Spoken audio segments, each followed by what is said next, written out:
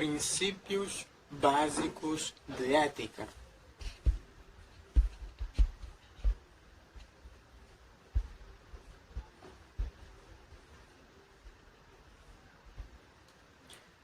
Todos os indivíduos possuem princípios, valores e normas internalizadas que regem as suas ações frente a diversas situações. Chamamos de moral esse conjunto de atitudes internalizadas que subjaz o comportamento dos indivíduos. A ética é uma disciplina que aplica o método crítico e reflexivo próprio da filosofia ao estudo da moral. É importante ressaltar que a moral não é constante para todos os indivíduos e todas as culturas. As normas e valores estão em constante transformação no tempo e no espaço. Desse modo, aquilo que parece correto para uma sociedade não é da mesma maneira para outra. E assim se procede para todos os outros conceitos fundamentais da investigação ética, como bem e mal, justo e injusto. A moral é, antes de tudo, construção social que orienta a conduta dos indivíduos através de princípios, regras, valores, proibições, permissões. É um conjunto de conteúdos teóricos que precedem a ação, ou seja, a moral. Apesar dos indivíduos internalizarem os valores, princípios e normas da cultura dos grupos e instituições sociais aos quais pertencem, a moral também é variável no nível intersubjetivo, mesmo em uma mesma cultura. Dessa maneira, dois indivíduos criados em uma mesma família, por exemplo, podem ter princípios e condutas completamente discrepantes.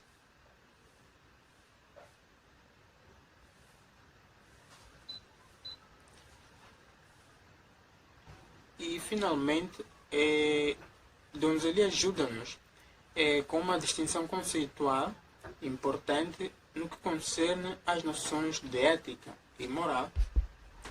A moral é generalista, prescrevendo códigos de conduta rígidos, gerais, inflexíveis e intransponíveis aos indivíduos, não avaliando o contexto ou as circunstâncias que exigem a ação do sujeito.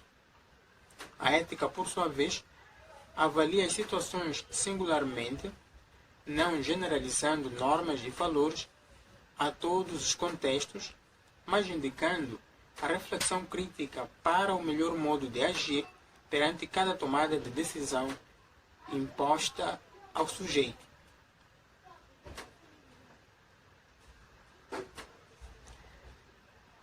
O psicólogo contemporâneo Lawrence Kohlberg aponta exemplos de dilemas que nos levam a questionar as generalizações morais. Por exemplo, se roubar parece ser proibido e repugnado veementemente em nossa cultura, por exemplo, mas roubar um medicamento de uma farmácia para salvar a vida de seu filho pode nos parecer louvável e digno de elogio. Destarte, no âmbito moral, o ato de roubar estaria fora de cogitação em qualquer contexto, mas na reflexão ética, como foi demonstrado, as circunstâncias singulares podem modificar essa prescrição.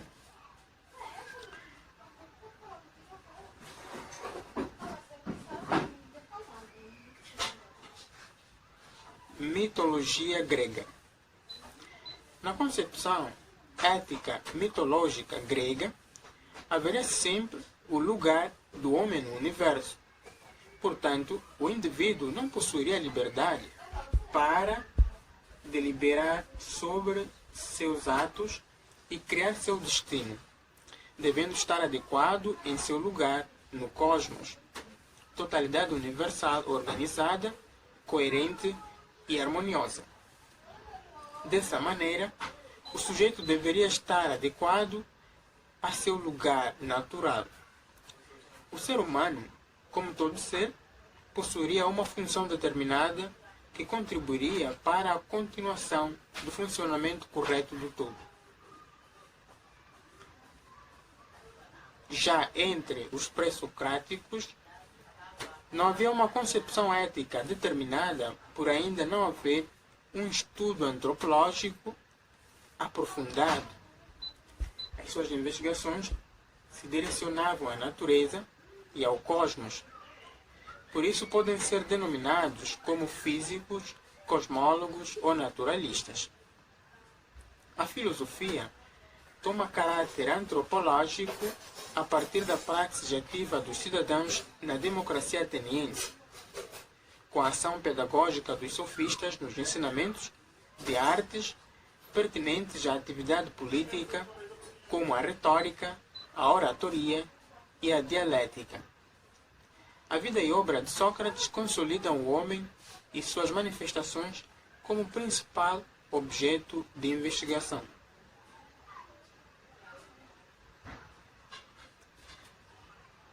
Já para Sócrates, Sócrates considerava-se um parteiro das ideias, assim como uma parteira tem a função de dar à luz uma criança, mas ela própria não tem filhos. Sócrates também abdicava da construção de uma doutrina ou sistema de ideias a respeito de qualquer tema, incluindo a ética, incentivando, através de seu método dialógico, os interlocutores a formarem seus pensamentos, seus conceitos, juízos e raciocínios.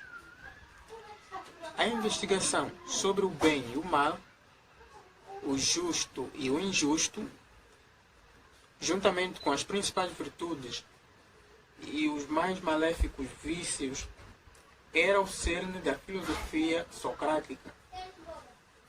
Como principais virtudes, Sócrates elegeu a sabedoria, a coragem, a temperança e a justiça. Os vícios estariam em seus contrários: ignorância, covardia, desmesura e injustiça. Sócrates identificou o conhecimento com a virtude e a ignorância com o vício, de maneira que, se o indivíduo age mal, age dessa maneira por falta de conhecimento do bem. Ademais, Sócrates também vislumbrou a necessidade de estabelecer as virtudes verdadeiras e distingui-las das virtudes aparentes, pois as virtudes existem como ideias ou formas puras, verdadeiras, essenciais, universais e imutáveis. Já para Platão, através da teoria das ideias ou formas, Platão considerou dois mundos distintos: mundo sensível e mundo inteligível. O mundo sensível era concebido como o mundo físico, da matéria e dos dados sensíveis, imperfeitos, mutáveis e finitos. De maneira distinta, o mundo inteligível era o universo ideal das ideias e formas inteligíveis, suprassensíveis, que, por assim serem, eram perfeitas, essenciais, imutáveis e eternas. As virtudes essenciais estariam localizadas no mundo inteligível, podendo ser alcançadas mediante o uso pleno da razão e através do método dialógico, ou seja, dialético. Em sua principal obra, A República, Platão configura mentalmente o estado ideal à procura de uma resposta para a indagação: o que é justiça? O estado justo, pensado por Platão, seria formado por três estratos em ordem hierárquica de poder, nomeadamente: 1. Classe dos magistrados ou governantes, que teriam como principal virtude a sabedoria. 2. Classe dos guerreiros ou guardiões, possuidores da coragem como virtude sobressalente.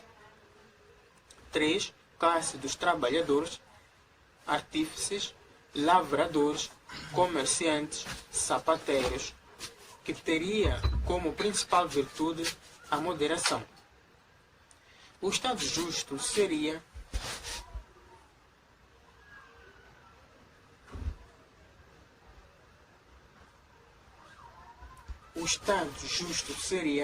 aquele em que, com cada cidadão desempenhando uma função adequada à sua natureza, a classe dos magistrados, com o auxílio dos guerreiros, governaria sobre os trabalhadores das classes mais baixas.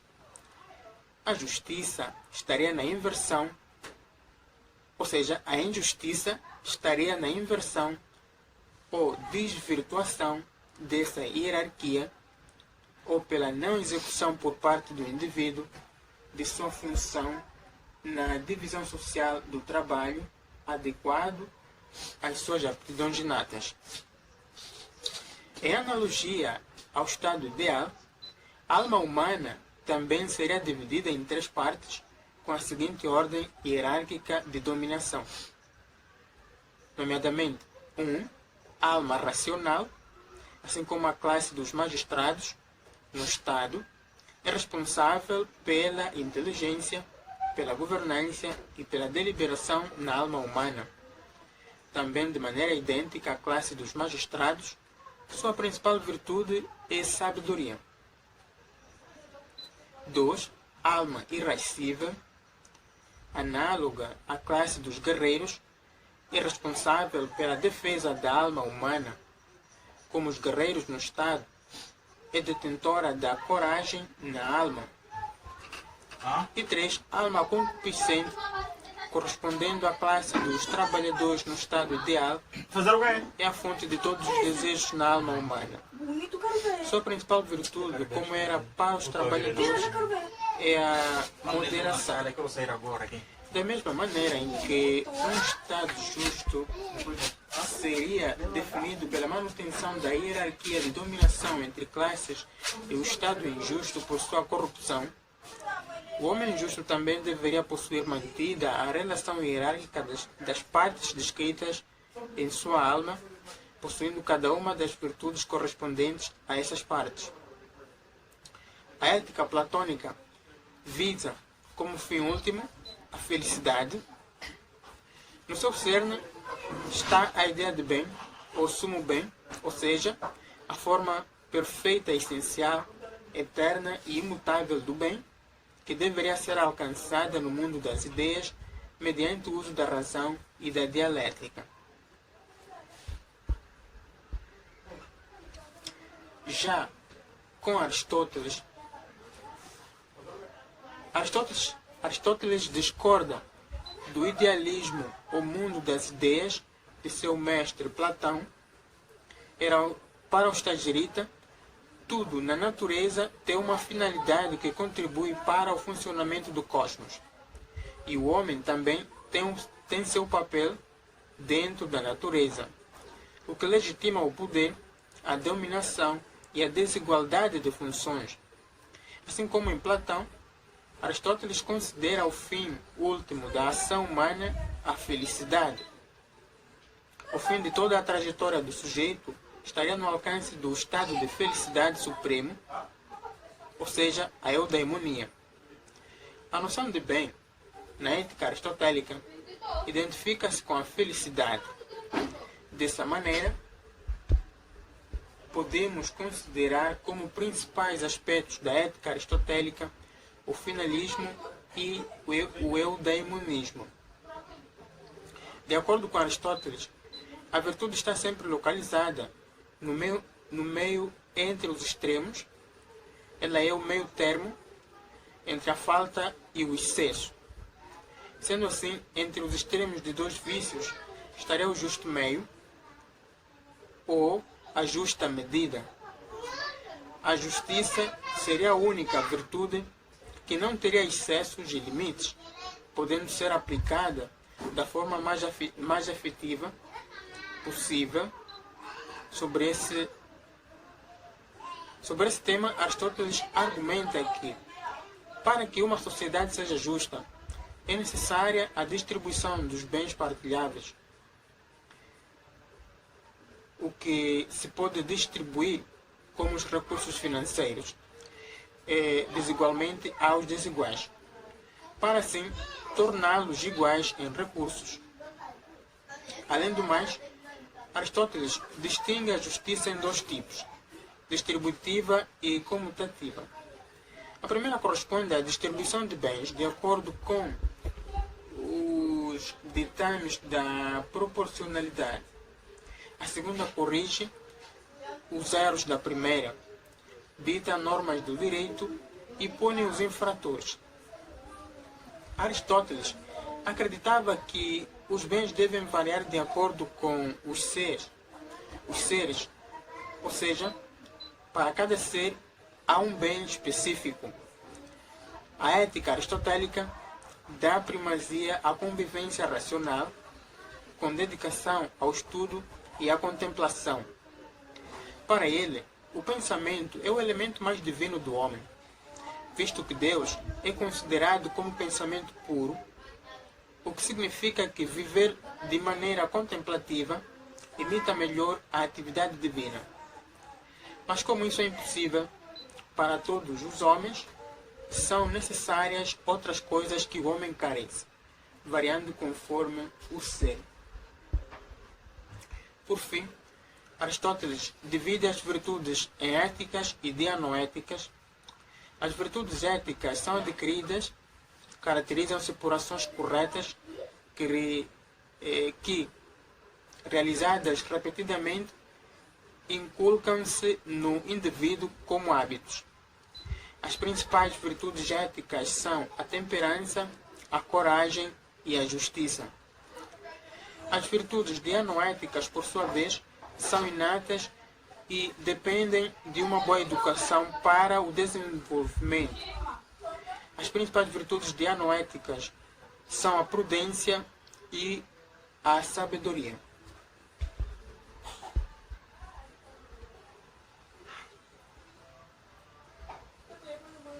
Já para o epicurismo, doutrina fundada pelo filósofo grego Epicuro, a filosofia ética do epicurismo possui alguns princípios fundamentais para o alcance da boa vida, nomeadamente 1. Indiferença perante a morte. 2. Não temor aos deuses. 3. Autossuficiência. 4. Resistência interna para suportar os golpes do destino. 5. Desfrute dos prazeres simples e moderados. 6. Liberdade.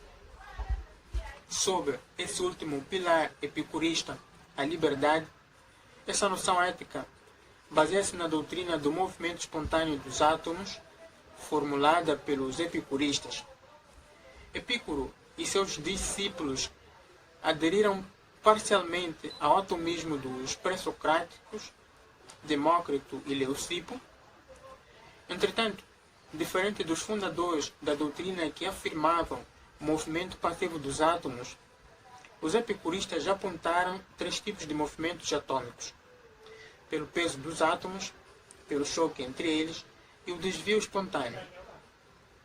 Assim como os átomos, substâncias primordiais do universo, era possível desviar-se de suas trajetórias, o ser humano também poderia alterar seu percurso e recriar seu destino. Considerando a busca dos prazeres moderados e necessários, há uma divisão dos prazeres em 1. Naturais necessários, que são comer, dormir, beber, estar em boa companhia. 2. Naturais desnecessários, comer muito, dormir em demasia. E 3. Naturais não naturais desnecessários, busca de glória, busca de títulos, busca de status. A ética epicurista visava a felicidade e a realização humana, através desses prazeres simples e naturais possíveis ao homem. Para o estoicismo, ou seja, a filosofia estoica, possuía dois princípios fundamentais: matéria, princípio passivo, e logos, princípio ativo. O logos era um princípio de inteligência e razão universal que regia toda a matéria, o tempo e todos os fenômenos cósmicos. Dessa maneira, para os estoicos, a melhor maneira de agir era aceitar aquilo que foi ordenado pelo logos, pois isso não era passível de mudança. Ou seja, aceitar o destino, não criar expectativas e não ser refém das paixões. A melhor forma de agir seria aquela a não se perturbar, não se preocupando com aquilo que não merece atenção e que possa causar desequilíbrio ao espírito, mantendo a resistência e o equilíbrio interno do espírito. Diferente dos epicuristas, os estoicos eram pautados por um rigorismo moral bem mais acentuado, considerando a virtude como o único bem e a perversão como o único mal. O determinismo e a conformidade às prescrições do destino, vinculados à doutrina da governância do logos, a austeridade e a resignação são os principais aspectos da ética estoica. Cristianismo.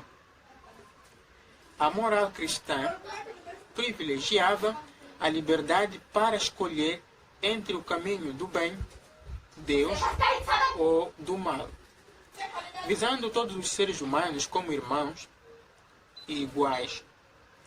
Cristo revolucionou os alicerces morais de seu tempo, sempre dando primazia ao ato de amor e caridade aos outros seres humanos. Viver para conhecer, viver para servir e amar a Deus, sendo diretamente ou em seus irmãos, era o eixo norteador dos ensinamentos cristãos. A ética cristã busca o ideal de uma vida espiritualizada, baseada no amor e na fraternidade.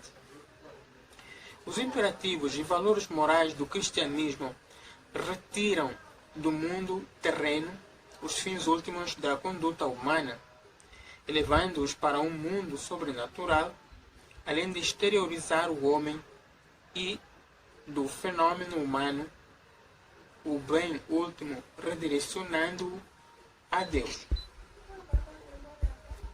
No período medieval, sob o feudalismo e o domínio ideológico, cultural e ético da Igreja Católica, as desigualdades explícitas em uma sociedade extremamente estratificada, hierarquizada e vertical eram solucionadas pelos ideais das setas da igualdade espiritual em um mundo idealizado, ou seja, o paraíso, e pela confiança na justiça suprema de Deus, governador máximo de todo o universo, onipotente, onipresente e onisciente, razão e bondade soberana que imperaria sobre o mundo. Já com Santo Agostinho de Hipona, Agostinho pode ser considerado, ou seja, a ética de Agostinho pode ser considerada a cristianização da ética platônica, considerando a notória influência da segunda sobre a primeira, a ascensão ao mundo das ideias através da dialética em Platão, transforma-se em elevação ao reino de Deus através da fé em Agostinho.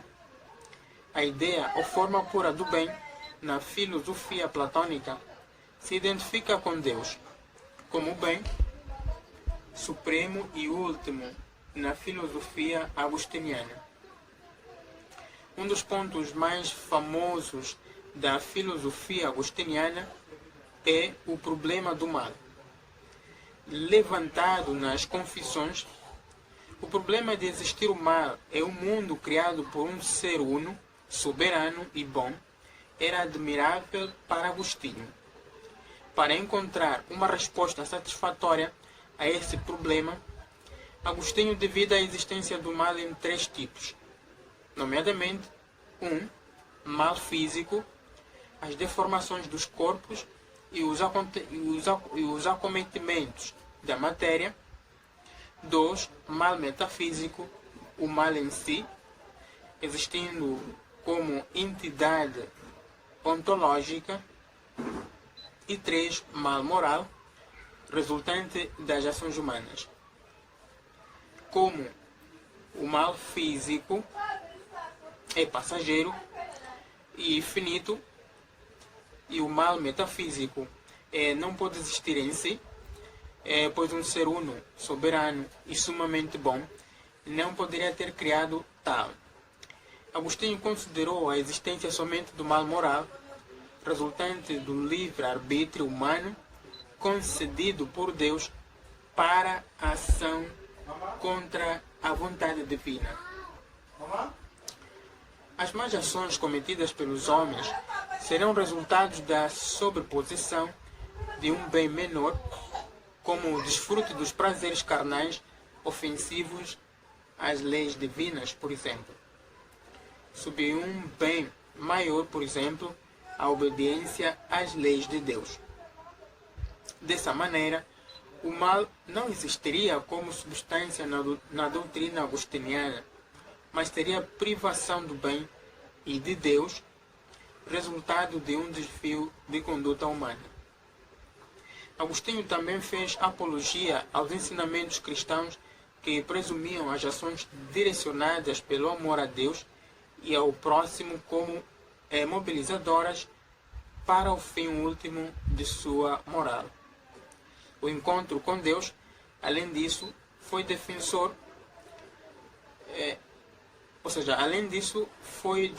da doutrina da graça, sustentando que havia predestinação divina para determinados seres que haveriam recebido esse dote de seu Criador. Essa crença, que assume a importância da predestinação divina na orientação do destino do sujeito, era retomada pela moral protestante calvinista na Idade Moderna, casando com os ideais de acúmulo de riquezas da burguesia, pois a prosperidade seria sinal de recebimento da graça. Já para São Tomás de Aquino, assim como Agostinho foi explicitamente influenciado pelo platonismo, Tomás embasou sua filosofia sob fundamentos peripatéticos, considerando o finalismo e a eudaimonia da filosofia aristotélica.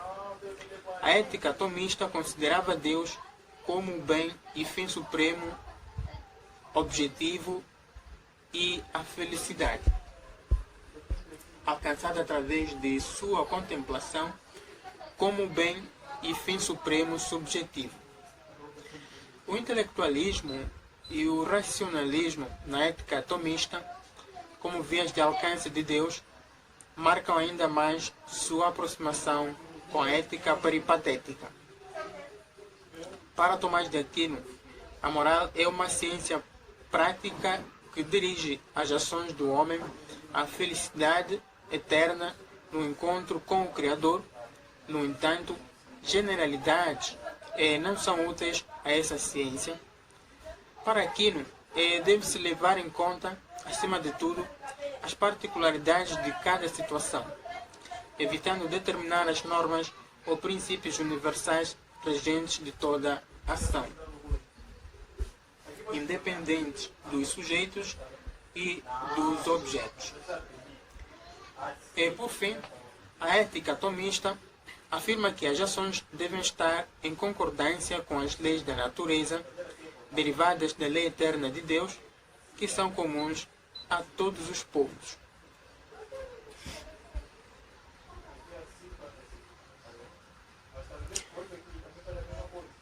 E para Maquiavel,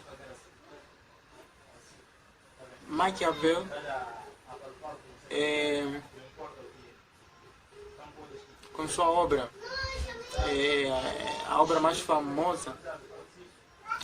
famosa de Maquiavel é O Príncipe. Essa que constitui a sua obra, ou seja, sua obra mais relevante, mais sobressalente. Então, para Maquiavel,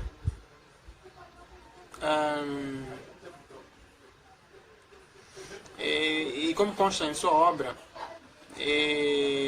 no livro Príncipe, livro que indica como um governante deve agir, essa obra faz uma cisão entre a ética cristã e a ética política. Para a primeira, é necessário sempre fazer o bem de acordo com os valores cristãos, não importando o contexto, pois assim o indivíduo alcançará a salvação da alma. Na visão de Maquiavel, para ser um bom governante, é necessário ser mau quando necessário, podendo ser mentiroso, ser cruel, utilizar máscaras, fazer falsas promessas, roubar, matar, entre outros atos negados pela moral tradicional cristã. Então, todos esses atos negativos seriam justificados quando fossem praticados pelo bem da cidade ou para manutenção no poder. Maquiavel faz definitivamente a cisão entre a ação virtuosa nas esferas pública e privada. Na vida privada, os valores cristãos ainda prevaleciam sobre a conduta do indivíduo. Entretanto, na vida pública ou política, fazia-se necessário que houvesse a corrupção desses valores em prol de fins direcionados à boa gestão pública e ao poder. Essa divisão refletiu na mentalidade de diversos governantes e homens públicos na história e continua ecoando na atualidade.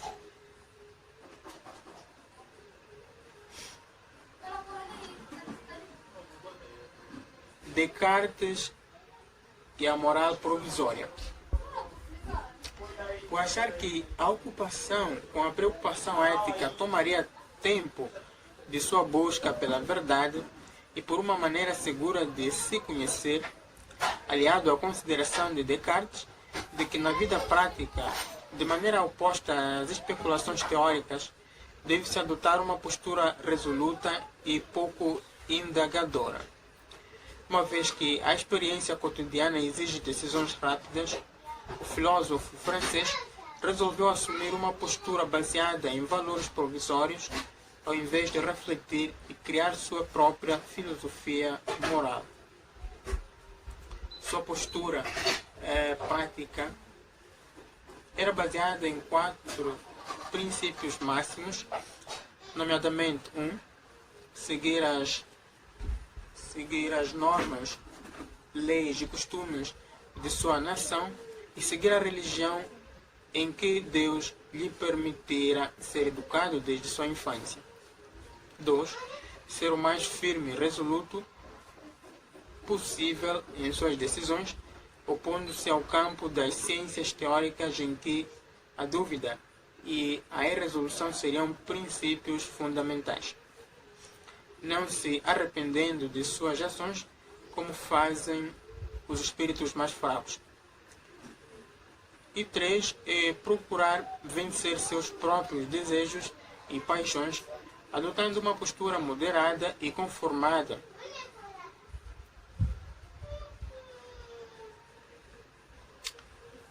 Para Spinoza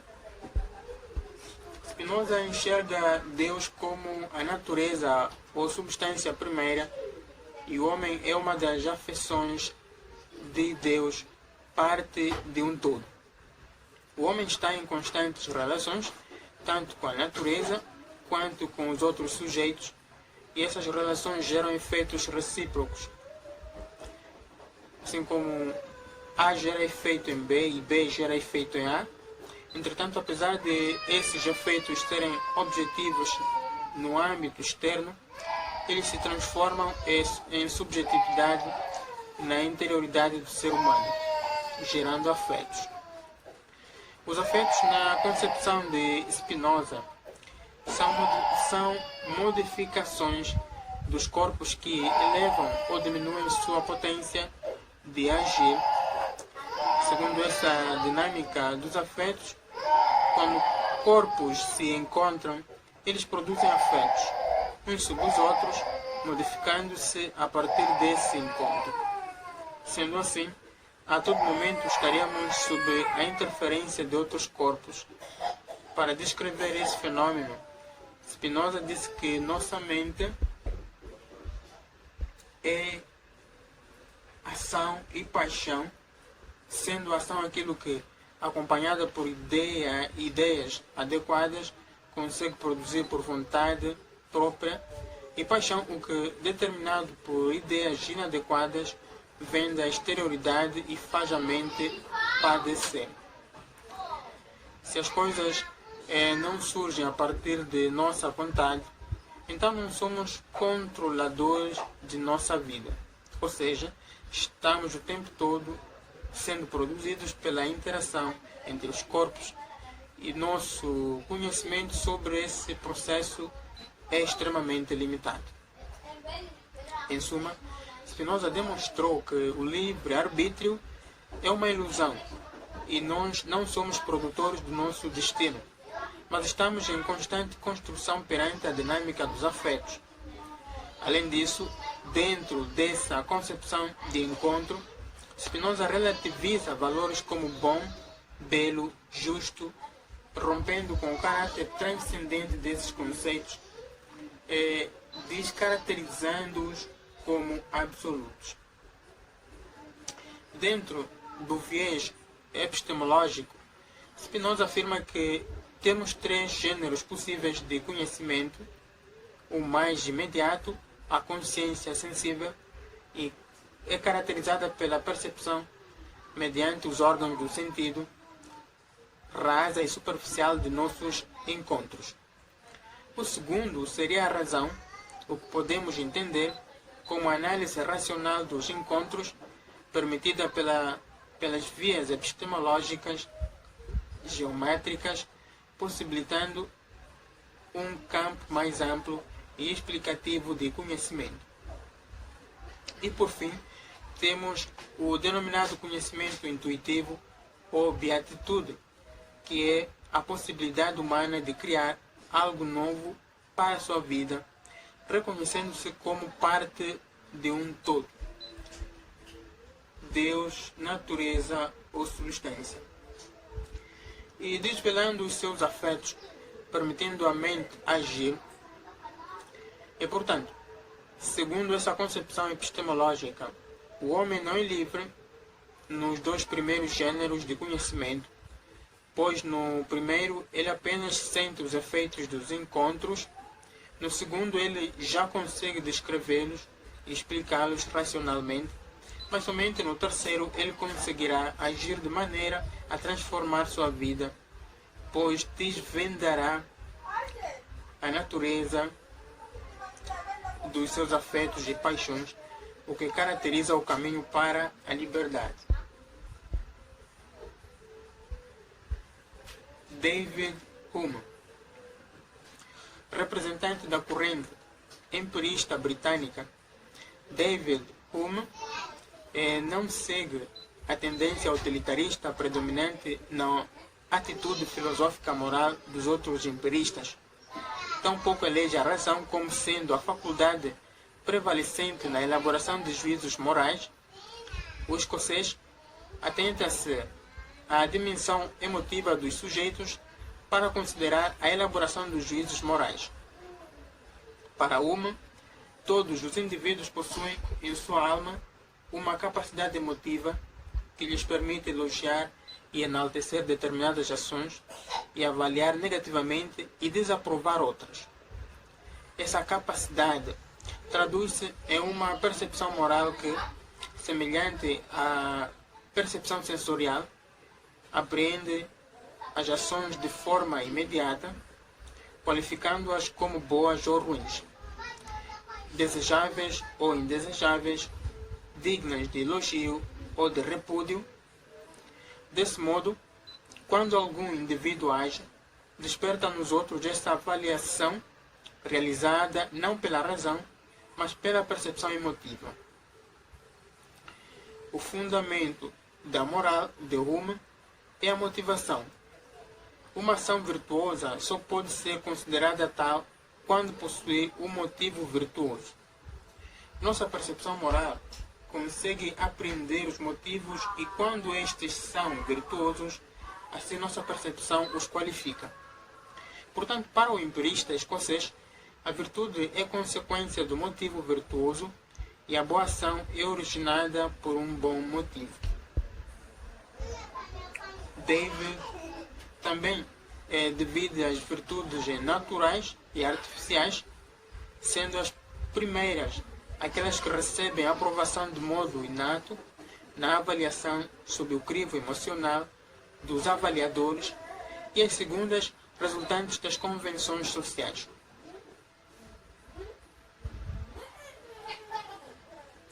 Utilitarismo.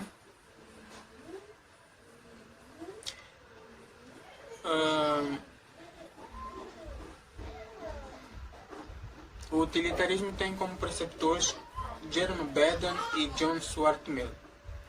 Para os pensadores dessa escola de pensamento britânica, preconizando Jeremy Bentham, James Mill e John Stuart Mill,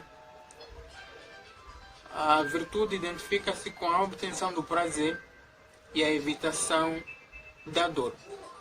Esse fundamento fica elucidado na famosa frase de Jeremy Bentham: o homem é virtuoso e feliz quando, com um mínimo de dores, se assegura um máximo de prazeres.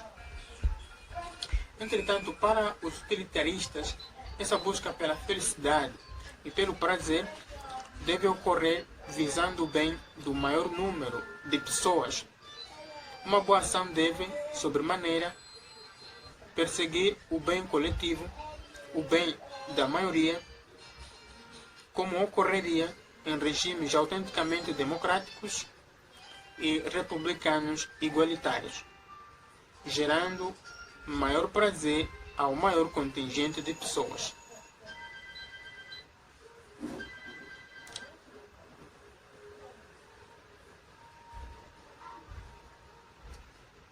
Utilitarismo, ou seja, iluminismo.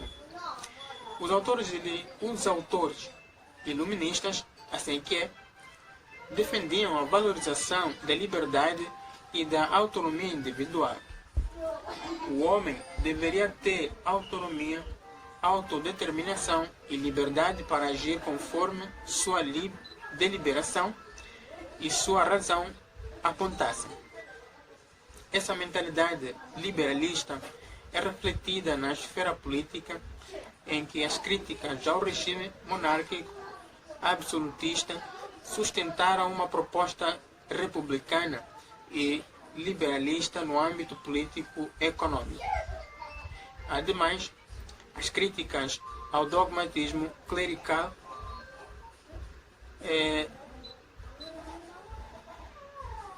cercearam a apologia à razão e ao progresso científico realizado pelos iluministas.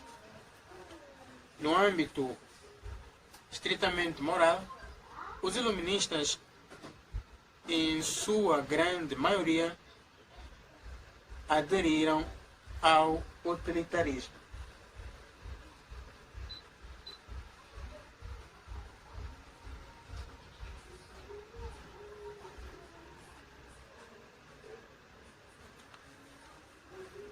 Já para Kant,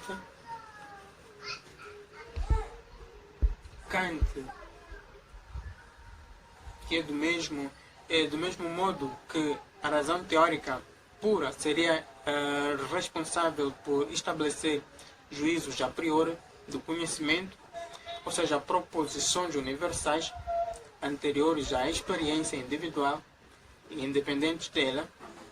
A razão prática pura ficaria incumbida de determinar juízos a priori do comportamento, pautados pelo critério de transcendentalidade do caráter da ação.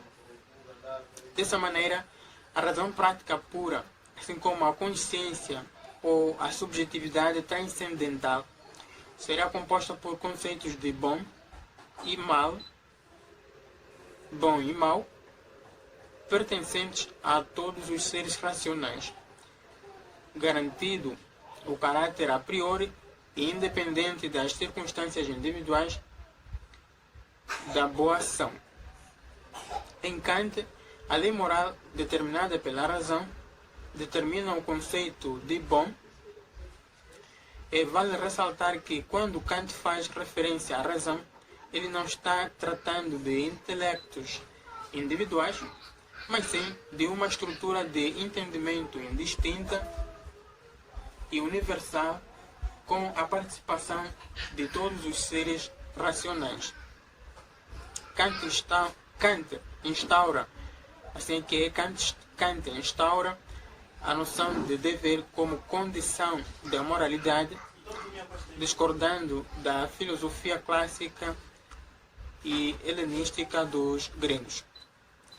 Kant afirma que o dever deve estar acima da felicidade, pois a felicidade se assenta sobre a experiência e é impossível estabelecer a ela critérios de universalidade. Além do mais, as consequências de uma ação são incontroláveis, o que impossibilita ao homem agir de modo a obter resultados prazerosos. Desse modo, o dever fundamenta-se como pressuposto de toda ação racional, impondo-se a ela, independente das circunstâncias, no quadro conceitual criado pelo utilitarista Jeremy Bentham. A ética de Kant seria então um sistema deontológico, ou seja, fundado nas normas e nos deveres de uma ação considerada em si mesma, não vislumbrando os seus efeitos ou consequências. Para Kant, a razão prática impõe ao agente imperativos, ou seja, comandos para agir de um determinado modo. Para o filósofo, haveriam dois tipos de imperativos, hipotéticos e categóricos. Os imperativos hipotéticos seriam circunstâncias condicionadas, contingenciais e dirigiriam as ações dentro de uma proposição hipotética condicional. Então, sendo assim, os imperativos hipotéticos estariam submetidos a situações individuais específicas. De maneira oposta, os imperativos categóricos seriam universais, incondicionados, incontingentes e estariam submetidos ao fundamento do dever. Desse modo, os imperativos categóricos estariam para o comportamento e para a razão prática, assim como os juízos sintéticos a priori estariam para o conhecimento e para a razão teórica. Ou seja, ambos são os direcionamentos universais e essenciais da razão e do comportamento. Os dois principais imperativos categóricos kantianos são, nomeadamente, erigir a sua ação como norma universal, age de tal modo que a máxima de tua vontade possa sempre valer, ao mesmo tempo como princípio de uma legislação universal. Tomar os homens sempre como fim, nunca como meio. Kant trabalha os conceitos de autonomia e heteronomia, sendo a primeira a caracterização daquilo que o homem consegue fazer por deliberação própria, através de um movimento livre de sua razão. e o segundo como tudo que o indivíduo executa por coerção externa daquilo que ele não próprio criou ou deliberou sobre. Por fim, Kant distingue os conceitos de máxima e lei. A máxima é formulada subjetivamente e, por assim ser, sujeita-se ao parecer individual. A lei, por outro lado, é objetiva e está contida na razão, impondo-se a todos os seres racionais de modo indistinto, isto é, universal.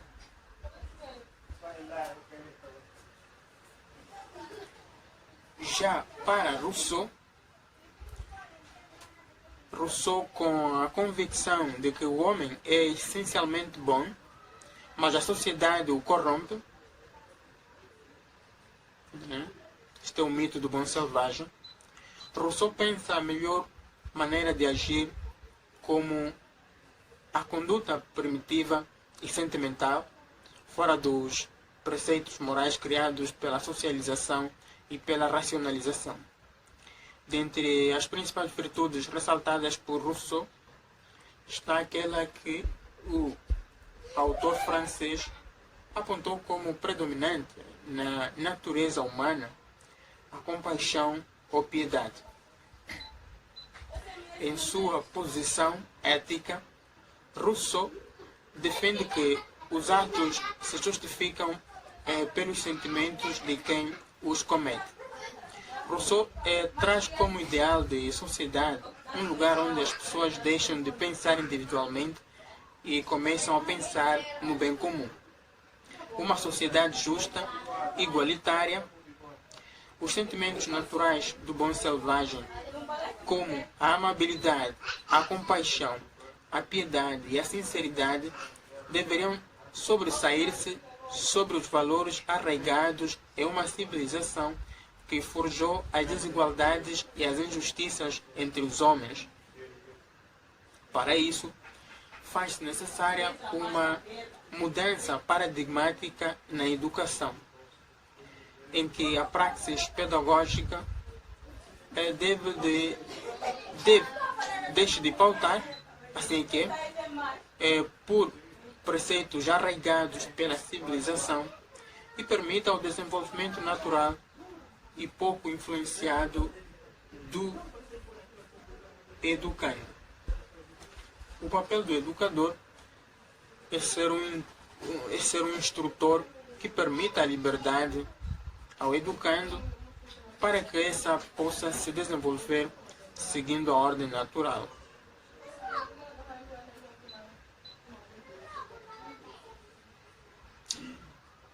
Já com Hegel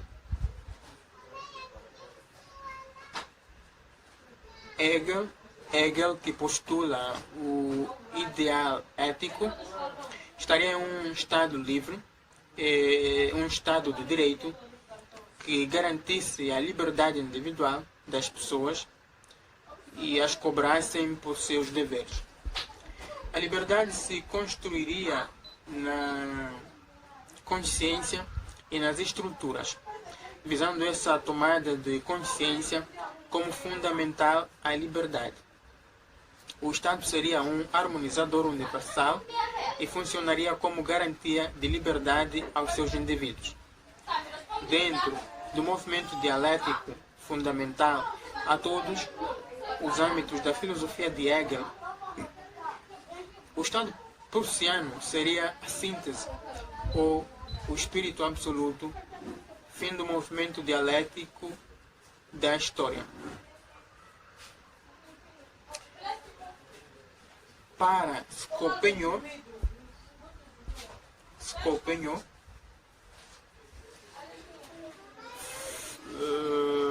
o filósofo alemão Arthur Schopenhauer pode ser considerado um dos precursores do pós-modernismo por sua confiança na supremacia da razão sobre a existência humana e por inaugurar o debate sobre conceitos fundamentais como vontade e representação. Em seu principal trabalho, O Mundo como Vontade e Representação, o autor enuncia a possibilidade de interpretar o mundo a partir dos dois conceitos componentes do título. A vontade é a força pulsora de todos os seres, a manifestação de um ímpeto cego, intransponível e ilimitado, não sujeito a categorias como tempo e espaço. No entanto, ao aprender o mundo, o homem não alcança as expressões da vontade, mas se relaciona com o objeto mediante uma representação subjetiva, possibilitada pela percepção do ego psíquico. Para Schopenhauer, há pouquíssimas possibilidades ao homem de entrar em contato com manifestações genuínas e isentas de subjetividade de vontade.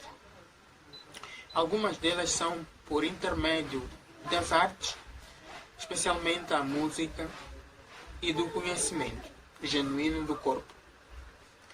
A ética de Schopenhauer inicia-se em um pressuposto pessimista a respeito da existência humana. Para o alemão, a essência do existir é a dor e o sofrimento. Esse sofrimento é gerado pela própria vontade, uma vez que o desejo egóico individual é insaciável e torna o homem uma fonte fecunda de fomentação de necessidades. Na ocasião de satisfação dessas necessidades, a etapa seguinte é o tédio, sendo forçoso ao homem pendular entre esses dois sentidos, sofrimento e tédio. A solução que Schopenhauer encontra para essa dor de existir é a solução do nirvana budista, ou seja, abdicar da vontade individual e perceber-se como participante da vontade universal. O ego psíquico e todos os seus desejos são, desse modo, suspendidos e o indivíduo passa, então, a perceber a necessidade do outro como sua também, chegando, enfim, ao fundamento máximo da filosofia moral de Schopenhauer, ou seja, a compaixão. Já para Nietzsche,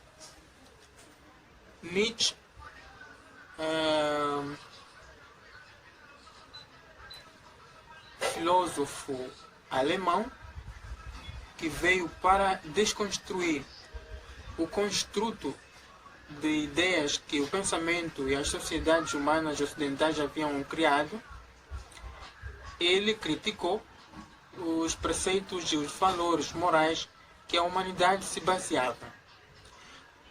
Nietzsche propõe uma transmutação dos valores tradicionais, questionando os conceitos vigentes na sociedade, como os de bem e mal, belo e feio, justo e injusto. Nietzsche não procura criar um sistema teórico.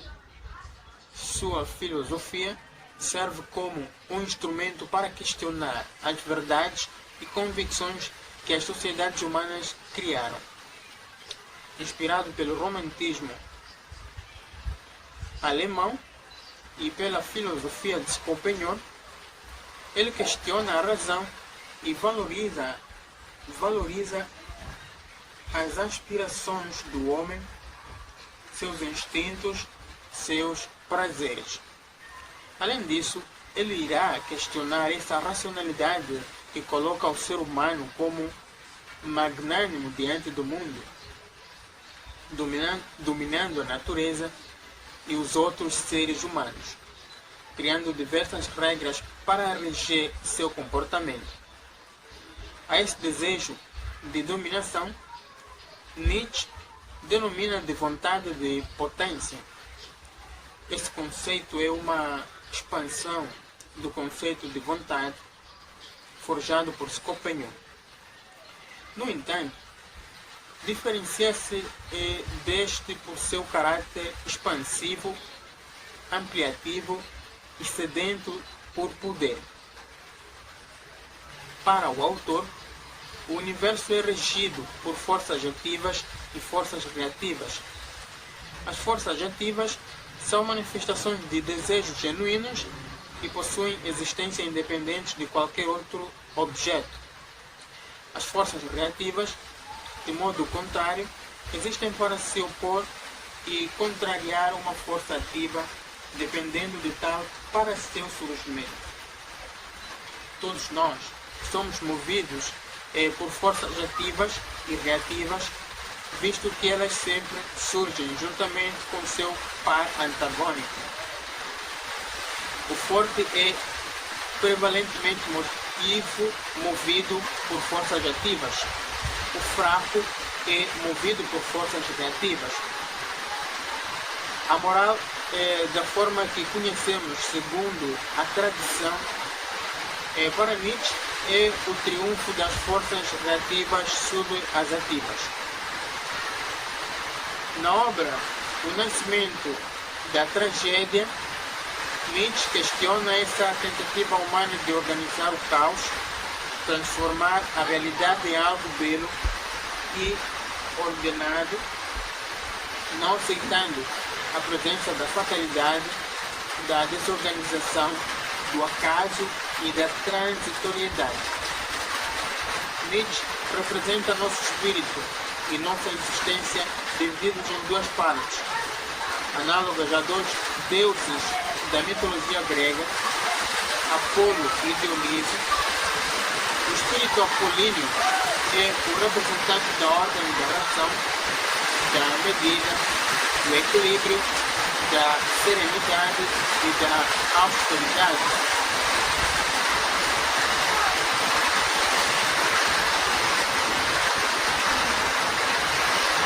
O espírito dionisíaco representa a emoção, o caos, a desmesura, o excesso, a paixão, o entusiasmo e o transe.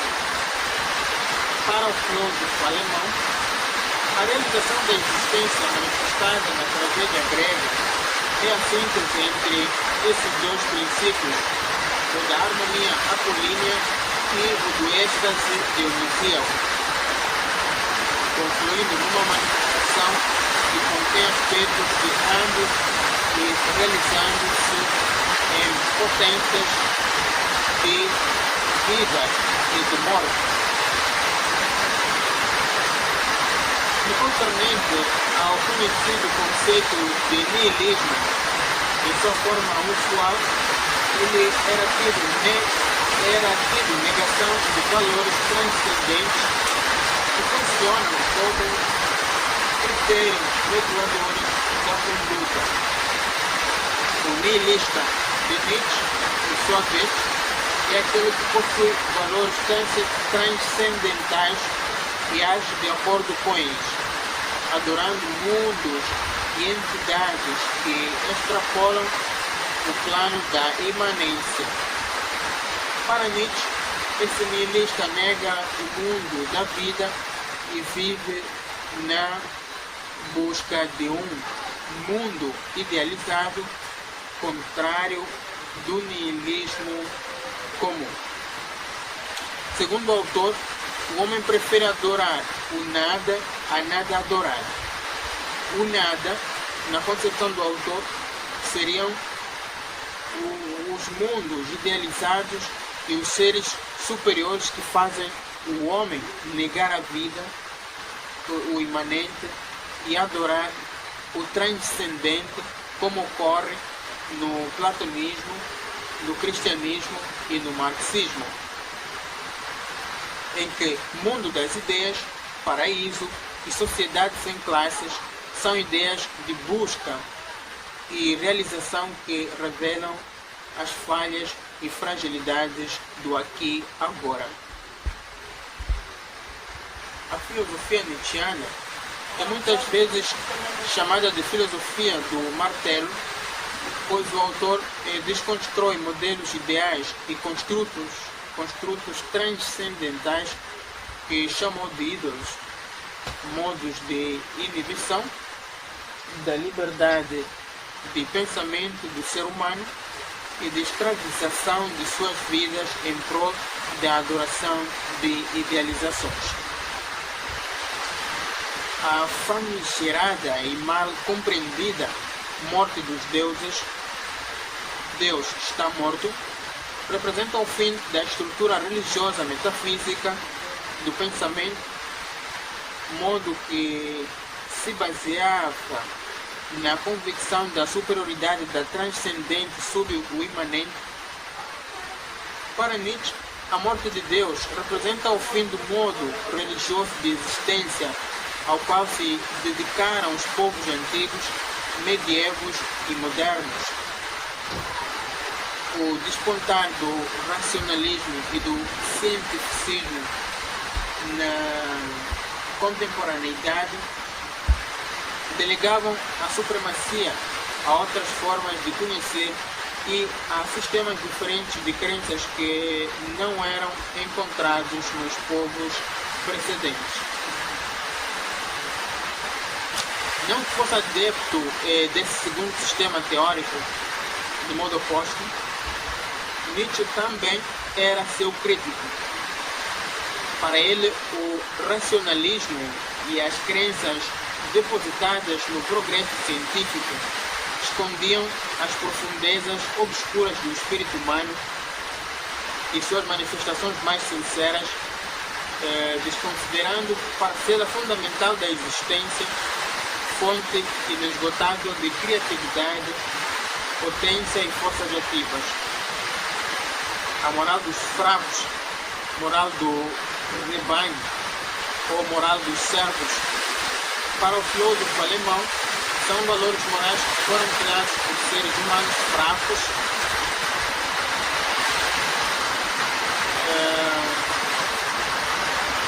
que não conseguiram obter o sucesso e encarar os acasos, a transitoriedade, o devir e o caos da vida.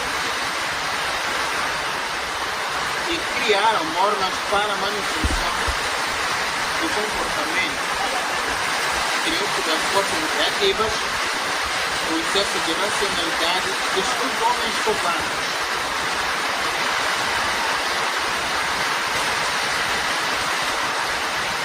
Houve uma inversão de valores em que o dom deixou de ser sinônimo de nobreza, força, poder, enfrentamento, coragem, e o fim sinônimo de plebeu, baixo, fraco, resignado, humilde, abnegador.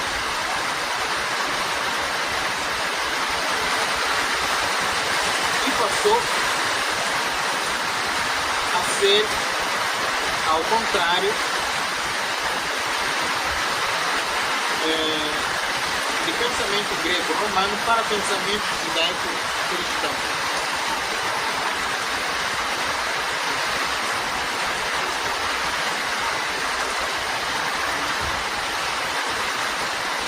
Essa inversão deu origem ao sentimento de culpa, em que o homem já nasce como pecador, devedor a Deus.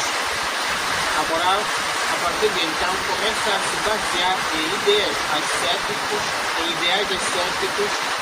ou seja, na renúncia da própria vida, do corpo, de suas aspirações e inclinações e na esperança de um mundo superior, o reino de Deus. Sendo assim, Nietzsche enxerga que o homem passa a renunciar à própria vida para adorar o nada, niilismo.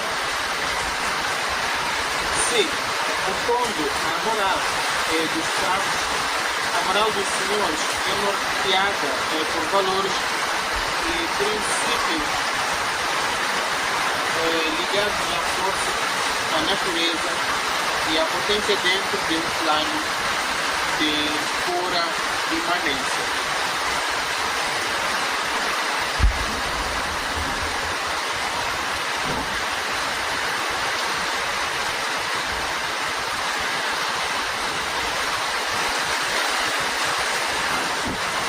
O super-homem, ou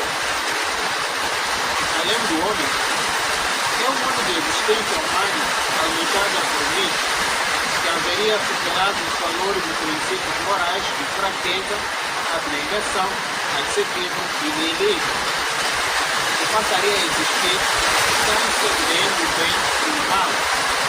Reconhecendo esses conceitos forjados em sua origem e sua instituição, principalmente religiosas, movidas por forças criativas, pondo essas forças aos valores que fizeram tornar universais.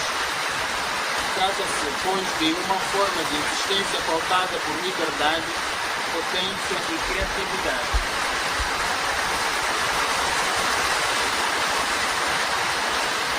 Para Kierkegaard, esse autor critica os gregos em sua concepção de que apenas o conhecer o bem é suficiente para que o sujeito haja bem. Para ele, é necessário que se conheça o bem, saiba o que é, mas também saiba o que é o mal e que tome consciência disso, agindo bem por opção, sabendo que teria outras possibilidades. Kierkegaard implementa a concepção de angústia na ética, o que significa que a liberdade de escolha gera angústia no indivíduo, tanto por saber que poderia ter feito diferente, quanto por tomar consciência de que agiu mal, sendo que tinha outras opções. Kierkegaard elabora uma dialética subjetiva em oposição à dialética objetiva de Hegel, ao passo que a segunda segue uma tendência lógica histórica, passando por etapas de construção até chegar a um fim. A dialética subjetiva retorna ao exame da existência subjetiva, elaborando três esferas de existência independentes e separadas que se adaptam ao modo como o indivíduo elabora o sentido para sua existência. Essas esferas são estética, ética e religiosa. Por não serem etapas em movimento teleológico, essas esferas podem coexistir. Então, o modo estético de existir caracteriza-se por sua detenção à experiência imediata, realizando-se pelo prazer, que, apesar de ser condicionado a objetos externos, é encontrado interiormente, sendo sempre um prazer narcísico. Ao passo que o ético se fundamenta na consciência e na reflexão, fazendo escolhas e renúncias e norteando-se através delas. O estético atém-se ao imediato, podendo até fazer escolhas, mas alienando-se por seu imediatismo e por sua vontade de prazer. A forma máxima de prazer do estético é o amor, e o seu destino é a sedução. Né? Por exemplo, exemplo de esteta. Então, o fundamento da existência estática como esfera de existência inferior é o desespero, a descrença e a melancolia. O ético, de acordo com Kierkegaard, demonstra superioridade diante da sensibilidade imediata do estético.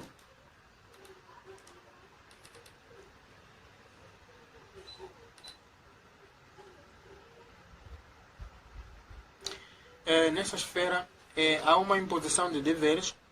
O traço marcante da existência ética é a escolha, ato supremo do homem na filosofia de Kierkegaard, tendo que exercitar esse ato diante de dilemas ou escolher dentre várias alternativas e arcar com as consequências dessa escolha é a expressão ética da existência. O religioso é o grau superior de existência humana. O estético e o ético são apenas graus em direção a essa forma perfeita de existência. Ele encontra-se na entrega à vontade divina, realizando-se pela fé. O fundamento da fé é o absurdo. Através do absurdo, o homem é liberto de fazer escolhas, pois seu destino orienta-se pela entrega a Deus, por mais irrazoável que essa entrega pode se aparentar.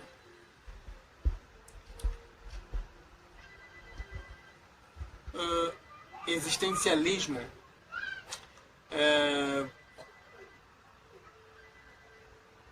corrente esta a corrente existencialista de filosofia presume, de modo geral, a liberdade e a autonomia como ideais éticos. O homem deve ser livre para deliberar sobre suas escolhas, autônomo e responsável por elas. Segundo o filósofo francês Jean-Paul Sartre, é preferível que, por análise reflexiva e autônoma, os indivíduos cheguem a construir seus próprios princípios e valores morais do que aderirem a preceitos de uma moral pronta e predeterminada. Ademais, o existencialismo busca romper com qualquer tipo de determinismo, de modo que a liberdade de escolha nunca é completamente desapropriada do sujeito. A deliberação livre é possível, não importando as circunstâncias. Essa liberdade de escolha não é de todo positiva, pois ela gera grande angústia, visto que a possibilidade de criar a sua própria condição de existência a partir de suas escolhas e arcar com as consequências geradas por elas é atormentadora. E para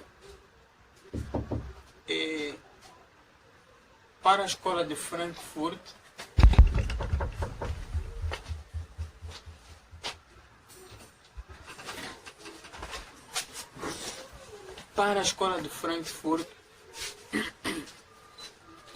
com precursores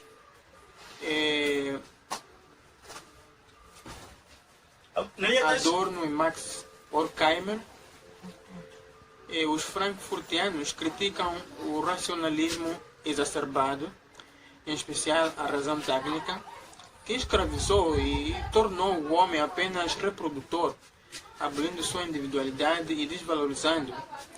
A razão que pretendia solucionar os problemas da humanidade e emancipar o homem, levando à maioridade, termo utilizado por Kant, criou formas de organização político-social que privou o ser humano de sua liberdade, além de por mecanismos inter- e intrapsíquicos, como aponta Foucault, transformar o indivíduo, o seu próprio carcereiro. A massificação, ou seja, a criação de um padrão de igualdade nas manifestações subjetivas, a ditadura dos meios de comunicação e a indústria cultural determinaram a individualidade do ser humano, tirando seus aspectos subjetivos e os transformando em simples organismos repetidores dos mesmos comportamentos. A possibilidade de ser livre e autônomo dentro dessa conjuntura estaria praticamente extirpada